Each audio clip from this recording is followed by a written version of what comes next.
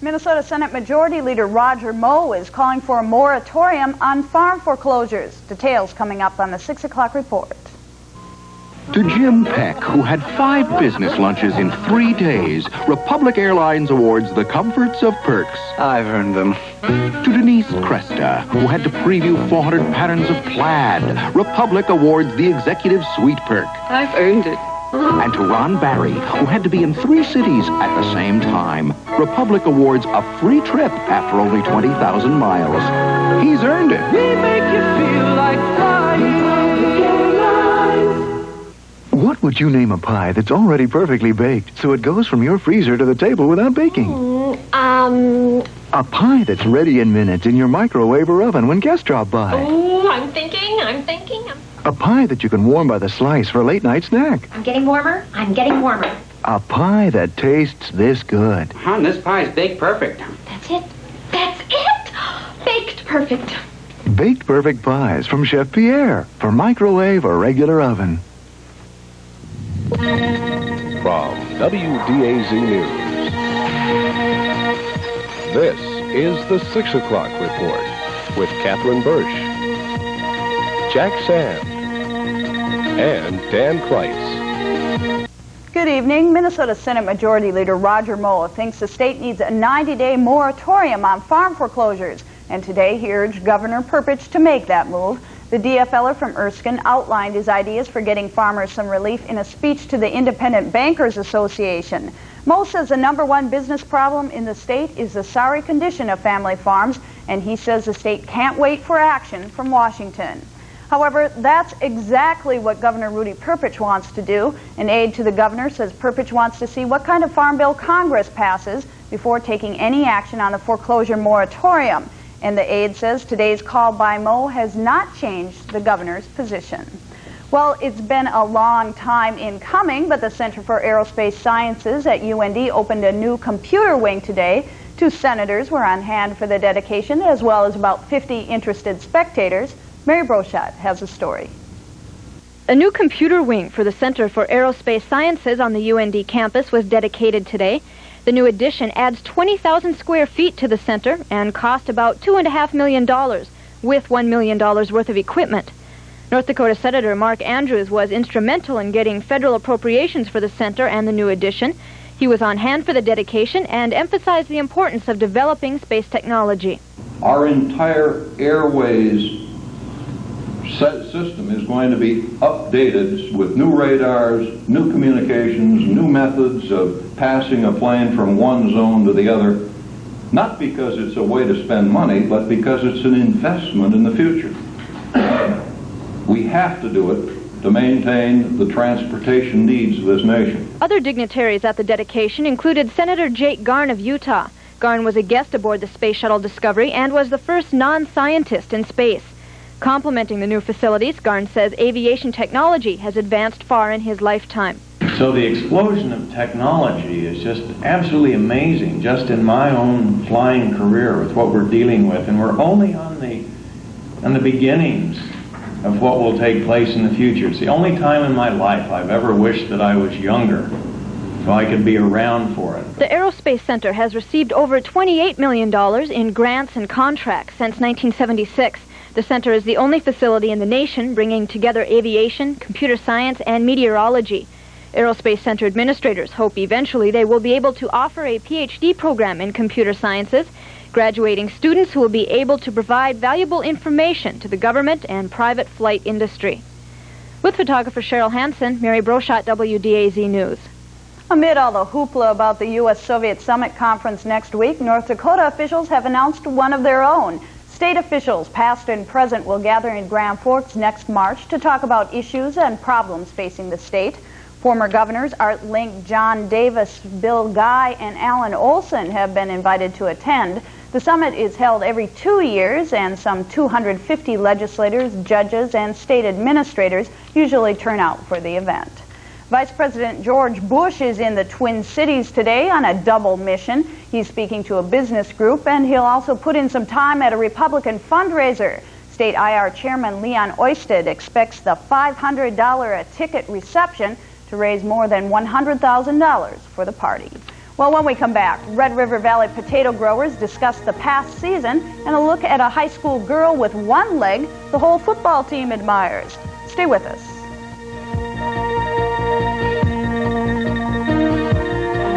Mary Elizabeth, your downtown fashion store in the City Center Mall, has the terrific fashion look of Jansen. This winter season, try the stylish, trim, easy-to-wear look of Jansen. Coordinates you can mix and match.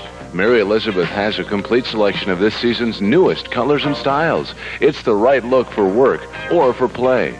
Put a little life in your style with Jansen. Available at Mary Elizabeth Fashions, downtown in the City Center Mall, Grand Forks. Ziegler's Fabrics of Devil's Lake presents the computerized Viking 990. Whether you're a beginner or experienced sewer, the Viking 990 lets your imagination sew. The sewing advisor automatically tells you the correct stitch length and width and adjusts to the proper tension. Plus, the exclusive pictogram lets you paint pictures with a needle. Now through December 31st, you receive a $500 bonus gift with your Viking 990. So get yours in time for the holidays at Ziegler's Fabrics Devil's Lake. After 12 years, a federal study on some 6,000 men has come up with some meaningful results. The study with the code name Mr. Fit shows that people with an elevated white blood cell count may run a higher risk of heart disease or cancer. More from Mary Ellen Conway.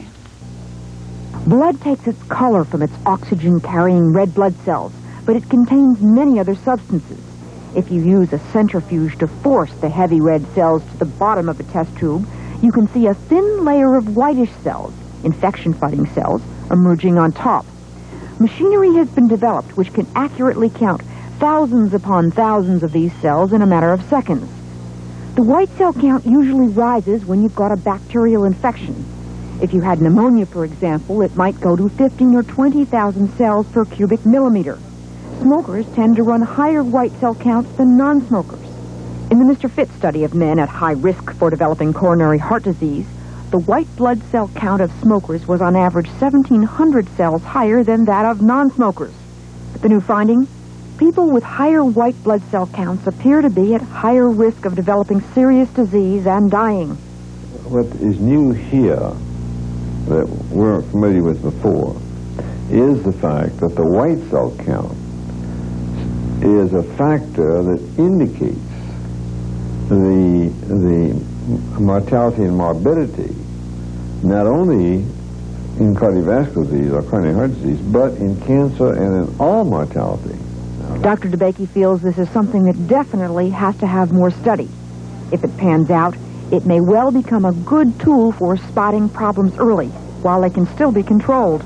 If it's confirmed, then it becomes an important clinical diagnostic and prognostic finding, and one that would lead the physician to make more thorough investigation as to why this has taken place in this individual, and if he can't find good reason, then to follow that individual more frequently and more closely to determine if he does develop something early that he can treat. Early treatment often improves a person's chance of a good outcome. If this observation holds true, it should be the most important contribution made to date by this very large federal study since the study began in 1973. Mary Ellen Conway reporting for ABC News, Houston.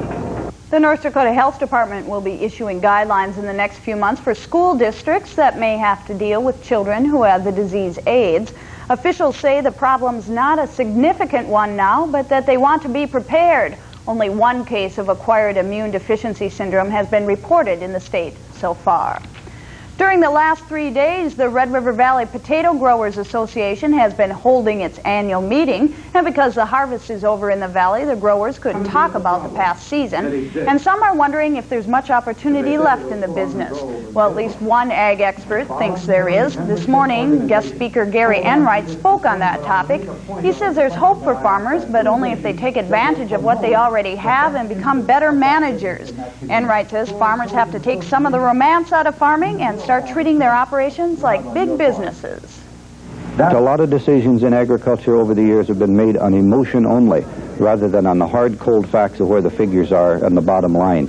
And with credit being the way it is, and with prices being the way it is, and interest rates and all that sort of thing, these hard decisions are now having to be made by farmers, and it's tough. The potato growers also planned some unusual promotion of their product. During last summer's Roger Maris golf tournament in Fargo, it was discovered Yogi Berra is a potato lover, but he didn't realize they're grown here. So this Thanksgiving, local growers will make sure Yogi has plenty of Red River Valley spuds to eat with his turkey. Since right now we're going to be delivering about 10,000 pounds of potatoes out to Yogi a few days before Thanksgiving, and literally dropping them off on his driveway. After Yogi has taken his pick of potatoes, Schmidt says the rest will be loaded back up and taken to the charity of Yogi's choice. U.S. Senator Dave Durnberger of Minnesota has a new idea to help struggling farm economies. In a speech this morning to the Minnesota Mayors Association, Durnberger called for a national advisory commission on rural America, and the Republican senator says he'll tag legislation creating the commission onto the 1985 Farm Bill. Durnberger says the panel would be similar to one set up 20 years ago by President Lyndon Johnson, except that that one made recommendations for solving urban problems. A slow-moving storm dumped 2 to 4 inches of snow on much of Minnesota overnight, so it's definitely time to prepare for colder temperatures. Jack's up next.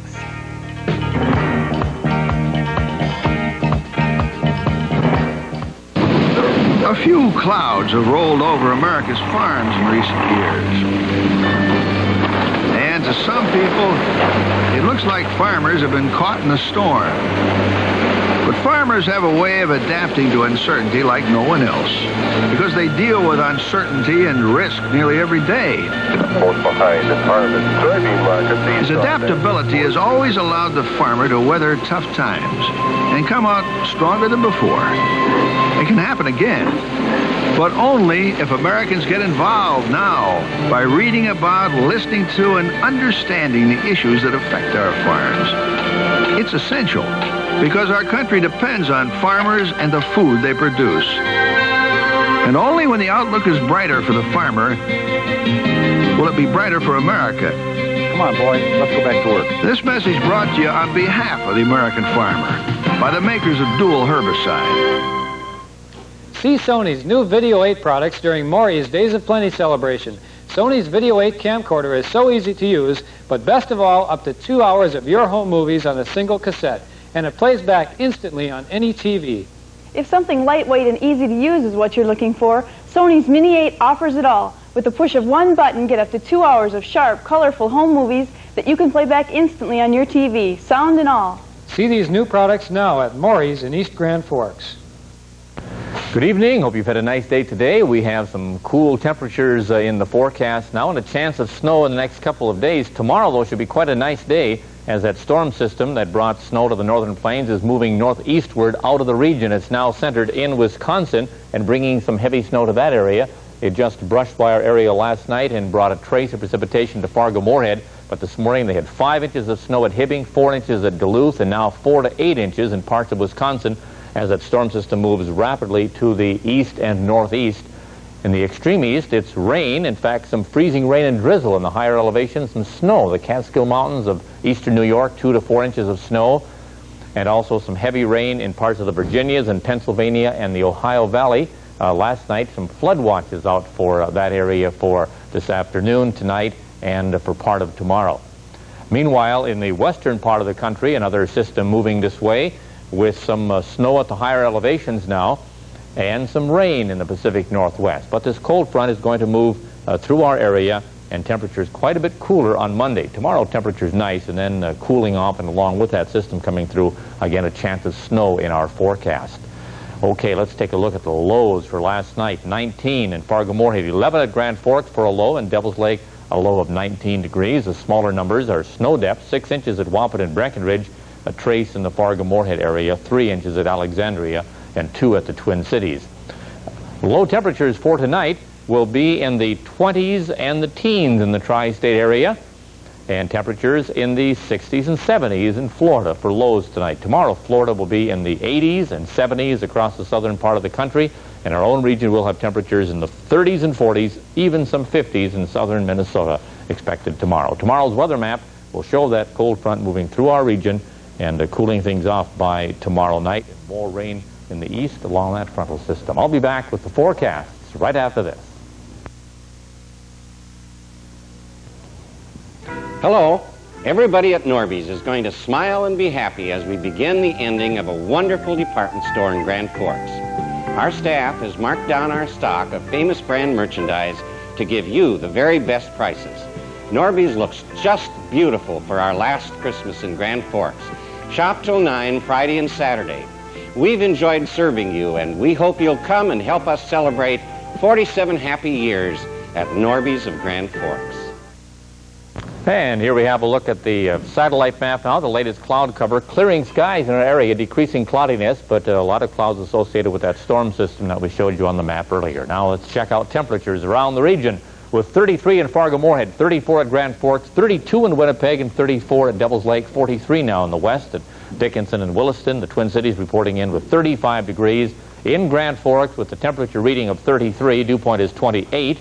Relative humidity 78%, pressure is rising 29.78, southerly winds at 13, and the wind chill 16 above.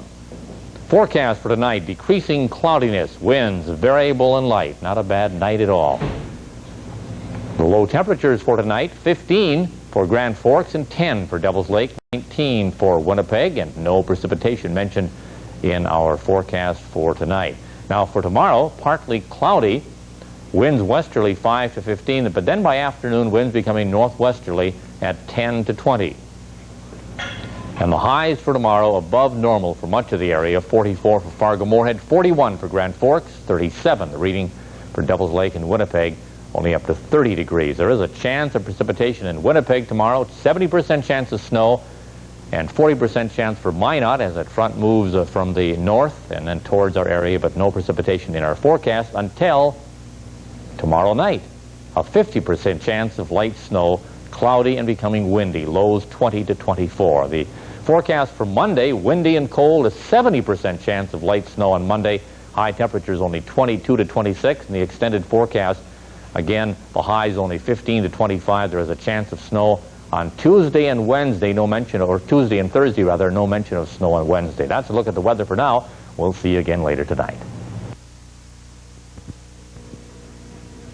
Grand Forks area people, it's here. The Woodrose, a 98% waveless soft-sided waterbed. The Woodrose is only at Waterbeds and Video in the LaBelle's Plaza, and it's on sale. See Waterbeds and Video about the other advantages only the Woodrose soft-sided waterbed can offer, such as individual heat control. And how's this? If you're not completely satisfied, Waterbeds and Video will buy it back. That's right. On sale now, financing available, money-back guarantee. And the next 25 sold will be delivered free. Waterbeds and Video, LaBelle's Plaza.